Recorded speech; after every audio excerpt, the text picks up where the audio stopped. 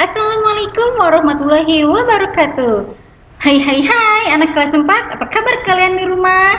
Bagaimana nih kabarnya hari ini? Semoga baik-baik saja ya kalian ya. Hai anak-anak, kalian tetap harus mematuhi protokol kesehatan dengan cara menjaga kebersihan, sering cuci tangan, dan kalau kalian mau keluar sama mama atau papa, menggunakan masker. Oke, anak-anak, kita kembali lagi ya bersama Ibu Indah. Nah, kali ini Ibu akan menjelaskan tema 1, subtema 2, pembelajaran 5 dan 6. Sebelumnya kalian sudah belajar tema 1, subtema 2, pembelajaran 1, 2, 3, dan 4 ya, yang mana kalian belajar tentang tari bungong jempa, formasinya, lalu ada kerjasama, keberagaman agama, suku, dan bangsa ya.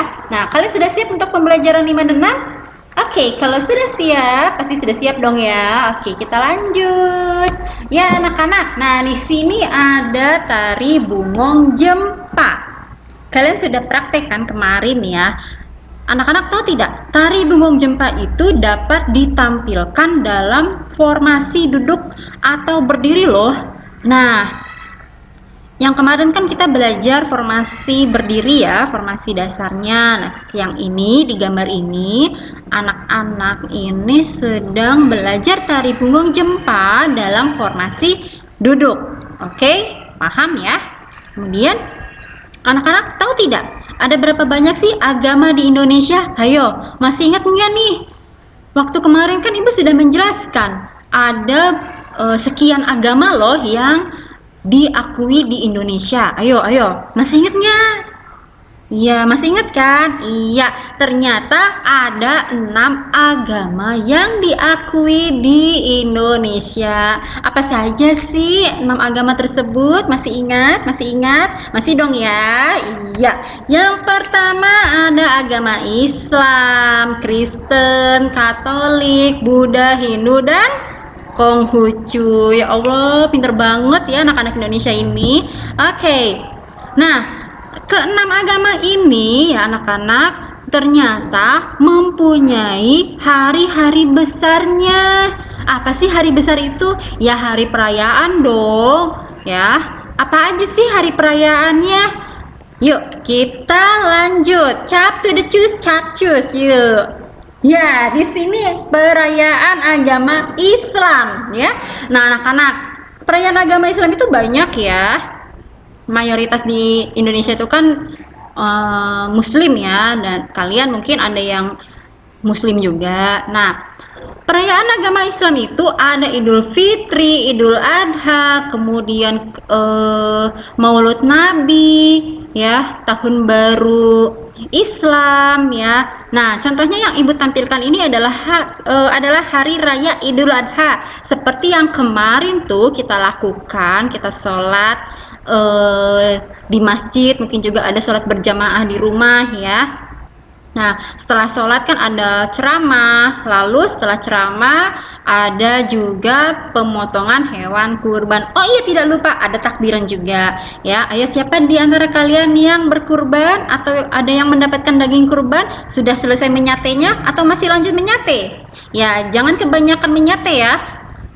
Kalau kebanyakan menyate nanti kalian lupa tugas. Hubungannya apa? Ada kekenyangan lalu ngantuk. Tugasnya lupa deh ya. Oke. Kemudian ada perayaan agama Kristen dan Katolik. Nah, perayaan agama Kristen dan Katolik itu juga banyak ya. Ada Natal, kenaikan Isa Al-Masih, wafat Isa Al-Masih, Paskah ya, Jumat Agung, dan lain sebagainya. Nah, yang Ibu tampilkan di sini adalah apa? Merry Christmas. Apa itu anak-anak? Iya, Natal ya, yang selalu dirayakan pada tanggal 25 Desember. Oke, kemudian perayaan agama Buddha. Nah, anak-anak, perayaan agama Buddha ini juga ada banyak ya. Salah satunya yaitu Waisak ya. Nah, ini perayaan agama Buddha. Oke, selanjutnya perayaan agama Hindu. Ya, perayaan agama Hindu juga banyak loh anak-anak. ada Galungan, Kuningan, bukan Kuningan yang di Jawa Barat situ ya, bukan ya, tapi perayaan Hari Raya Kuningan. Kemudian ada Nyepi, Saraswati dan lain sebagainya. Nah, yang Ibu tampilkan di sini adalah Hari Raya Nyepi ya. Oke, pintar sekali kalian ya. Oke, kita lanjut. Perayaan agama Konghucu. Ya, Konghucu ini loh perayaan yang sering sekali kalian nantikan penampilannya. Itu apa? Perayaan apa? Imlek. Karena di perayaan Imlek itu ada barongsai ya. Nah, selain Imlek juga ada Cap Gome. Nah, yang Ibu tampilkan di sini adalah perayaan Imlek ya. Nah, itu adalah keenam perayaan agama di Indonesia. Kemudian kerjasama dalam perbedaan. Ternyata walaupun kita berbeda agama, ya ada 6 agama di Indonesia, kita juga bekerja sama, harus bekerja sama antara agama yang satu dengan agama yang lainnya. Tidak boleh membeda-bedakan. Ingat, berbeda-beda tetapi tetap satu. Walaupun agama kita ada 6 di Indonesia ini, tapi kita harus menjalin kerjasama yang baik. Agar apa kemarin? Agar terjadinya persatuan dan kesatuan. Ya ampun, pinter banget ya anak-anak kelas 4 ini. Oke, lanjut. Ada teks bacaan ya. Kerjasama dalam perbedaan ya. Nah, di sini ada teks bacaan. Ada anak yang beragama Islam yaitu Udin, lalu Edo beragama Katolik, dan Beni beragama Kristen. Nah, mereka walaupun berbeda-beda agama, mereka tetap bekerja sama karena perbedaan budaya dan agama bukanlah penghalang untuk mereka bekerja sama ya. Mereka ini saling bahu-membahu mengerjakan tugas kelompok, bukan tugas ulangan atau apalagi tugas PR ya. Nah, kemudian ada peringatan ulang tahun kemerdekaan Indonesia. Ya, kita tanggal 17 Agustus nanti nih kita akan merayakan Hari Kemerdekaan Indonesia. Hore! Nah, di kelas mereka ternyata ada perlombaan Bakiak Beregu. Udin, Edo, dan Beni ini mewakilkan kelasnya dalam perlombaan Bakiak Beregu loh anak-anak ya. Nah, mereka ini mendiskusikan dan merancang strategi gimana sih supaya mereka ini berhasil nanti dapat juara di lomba Bakiak tersebut ya. Kemudian mereka bersama-sama menunjukkan usaha yang terbaik ketika lomba berlangsung. Alhasil tim mereka meraih juara dalam lomba tersebut. Ingat ya, usaha itu tidak pernah mengkhianati hasil. Kalau kalian usaha terus-menerus, kalian juga akan mendapatkan hasil yang terbaik ya. Ingat, perbedaan bukanlah penghalang dalam bekerja sama ya. Nah, kemudian anak-anak, kemarin kan Ibu sudah menjelaskan bagaimana sih cara menentukan ide pokok dan gagasan pendukung ya. Nah, Ibu juga sudah menjelaskan apa sih pengertian dari ide pokok atau gagasan pokok, kemudian apa sih gagasan pendukung itu ya. Nah, di sini kalian akan membuat ringkasan. Nah, caranya gimana sih Bu dalam membuat ringkasan itu? Ya tentu aja dong, kalian harus baca naskah yang aslinya ya. Naskah yang aslinya itu bagaimana sih? Kalian harus baca. Tidak hanya sekali kalian baca naskah aslinya, harus lebih dari 1 kali, minimal 2 kali. Tapi kalian harus paham bacaan tersebut apa sih gitu ya, tentang apa. Kemudian kalian harus mengetahui inti dari tulisannya ya. Lalu mengetahui maksud dan sudut pandang penulis naskah asli itu apa.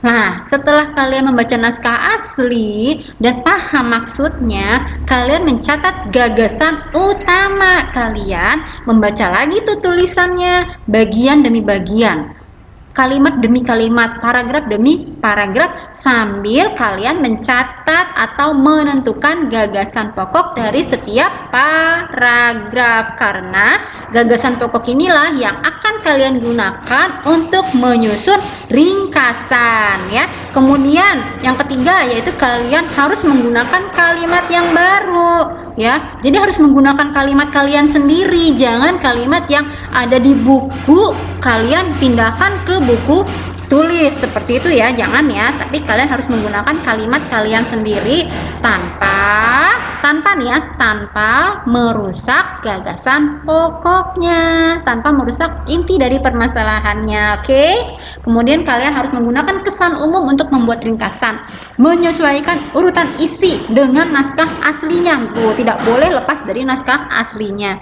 Kemudian menggunakan kalimat baru dalam ringkasan dan menggambarkan tulis asli dalam kalimat baru. Maksudnya di sini menggambarkan itu bukan kalian menggambar buat gambar ya, bukan, tetapi menggunakan kalimat baru, kalimat kalian yang kalimat kalian ini nih adalah menggambarkan atau menjelaskan tulisan dari teks atau naskah aslinya ya. Kemudian yang keempat ada ketentuan tambahan. Apa sih ketentuan tambahan itu? Ya, dalam menyusun ringkasan itu harus ada kalimat tunggalnya. Kemudian meringkas kalimat menjadi frasa dan frasa menjadi kata. Nah, begitulah cara membuat ringkasan ya. Oke anak-anak.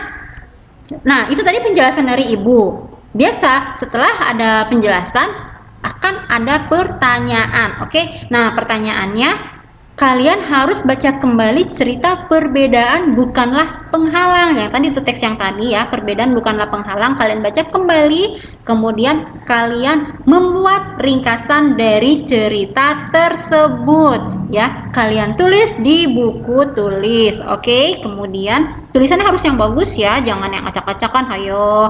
Nggak lupakan kalian cara menulis di buku tulis bagaimana, ya kan? Ya, kalian tulis di buku tulis, kemudian difoto dan dikirimkan di Google Classroom. Oke? Jangan sampai salah kelas ya. Di kelas tema 1. Oke? Ya. Paham ya anak-anak ya? Dapat dipahami ya penjelasan Ibu? Ya, sekian materi kita hari ini untuk pembelajaran 5 dan 6. Kita ketemu lagi di pembelajaran selanjutnya bersama Ibu Indah. Wassalamualaikum warahmatullahi wabarakatuh. Dadah.